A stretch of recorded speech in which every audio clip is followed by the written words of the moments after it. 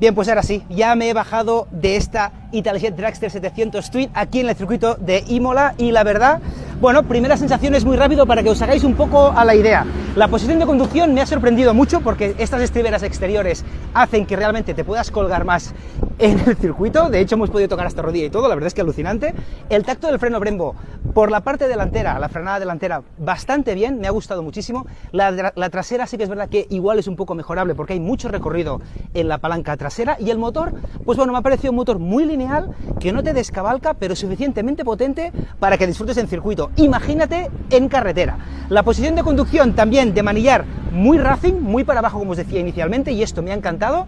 Y también el tacto de la suspensión, pues bueno, en el circuito es un poco demasiado blanda, lógicamente, pero se podría regular, y creo que es ideal para el uso en carretera. Esperamos que disfrutéis de esta visión de lo que veis delante vuestro, y dentro de muy poco tenéis el vídeo en todo circuito.